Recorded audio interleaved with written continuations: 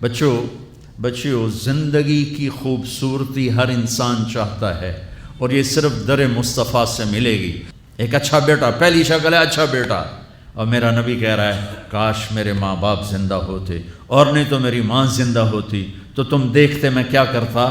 میں عشاء کی نماز کے مصلی پہ ہوتا اور میں سورۃ فاتحہ پڑھ رہا ہوتا، اور ادھر سے میرے گھر سے میری ماں مجھے کہتی محمد، تو میں ماں کے لیے نماز توڑ دیتا۔ سبحان۔ ہاں، میں ماں کے لیے نماز توڑ دیتا۔ اور میرے نبی سے پوچھا گیا یا رسول اللہ قیامت کب آئے گی؟ یہ بچیاں غور سے سنیں، سارے سنو پر یہ خاص طور سے سنیں۔ آپ نے کہا اللہ کو پتہ ہے، کہ یا رسول اللہ کوئی نشانی بتا دیں۔ تو آپ نے کہا جب بیٹیاں بھی ماؤں کو ذلیل کریں گی تو قیامت آئے گی۔ جب بیٹیاں بھی ماؤں کو ذلیل کریں گی تو قیامت، ان تلد الامۃ ربتہا، جب ماں کے ساتھ بیٹیاں نوکر جیسا سلوک کریں گی، نوکرانی جیسا سلوک کریں گی تو قیامت کے نکارے پہ چوٹ پڑ کے رہے گی۔ یہ نہیں کہا جب کفر پھیل جائے گا اور جب اسلام مٹ جائے گا، حالانکہ قیامت تو اس وقت آئے گی جب دنیا میں ایک مسلمان باقی نہیں رہے گا۔ یہ واقعہ کی سنگینی کو بتانے کے لیے فرمایا جب ماؤں کو ذلیل کیا جائے گا قیامت آ جائے گی۔ میرے نبی نے فرمایا عمر تیرے دور میں ایک شخص آئے گا اویس،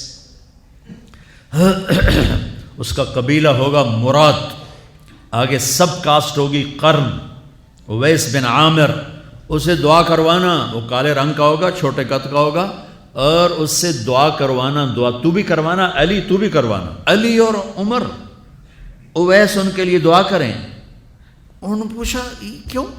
کہ اس نے ماں کی خدمت کر کے اللہ کو اتنا راضی کر دیا ہے، جب وہ ہاتھ اٹھاتا اللہ خالی نہیں لوٹاتا۔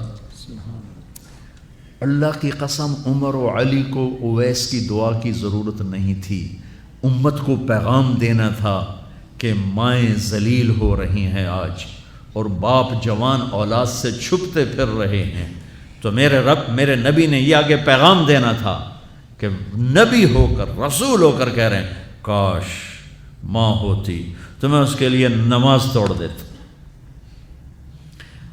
آپ کو 8 عورتوں نے دودھ پلایا والدہ سمیت، ان میں ایک ایمن بھی ہیں، آپ کے والد کی باندی۔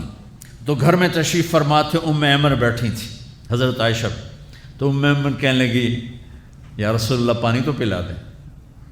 تو اللہ کے نبی ایک دم اٹھے، تو حضرت عائشہ ناراض ہو گئی، ایمن اللہ کا رسول کو کہتی پانی پلا، تو اور کیوں نہ کہوں میرا بیٹا ہے، میں نے دودھ پلایا ہے۔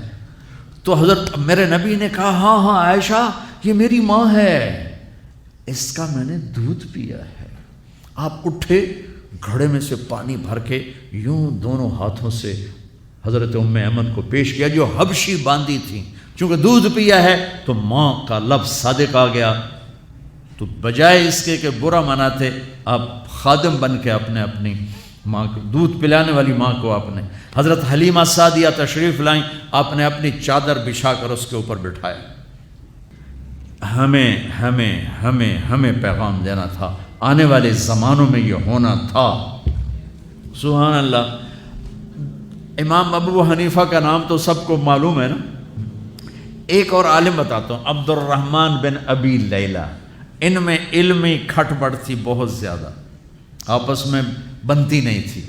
تو ابو حنیفہ جیسی ہستی جن کے کروڑوں فالوور آج ہیں، ان کی ماں کہتی نعمان یہ مسئلہ ہے، جا کے عبد الرحمن سے پوچھ کے آ۔ زندگی میں ایک دفعہ نہیں کہا ماں جی میں اس کو بڑا عالم ہے میرے کو پوچھ لو، کہا اچھا ماں جی، اپنی چادر اٹھاتے اور پہنچ جاتے دروازے پہ دستک دے کے بھائی مجھے میری اماں نے بھیجا ہے، آپ اس پہ فتویٰ، حالانکہ ان کی اپنی رائے اس کے خلاف ہوتی تھی، لیکن ماں کے احترام میں جا کر ان سے مسئلہ پوچھتے جن سے روزانہ مناظرہ ہوتا تھا، روزانہ کھٹ پٹ ہوتی تھی علمی، ماں نے کہہ دیا جا کر ان سے پوچھ کے آتے تھے، اپنی اتنی بڑی علمی قدر و منزلت کو ایک طرف رکھ دیتے تھے، نہیں میری ماں نے مجھے کہا ہے۔ تو آپ سب نوجوان ہو، ماں باپ زندہ ہیں تو ان کی دعا لو، آہ نہ لو، دعا لو۔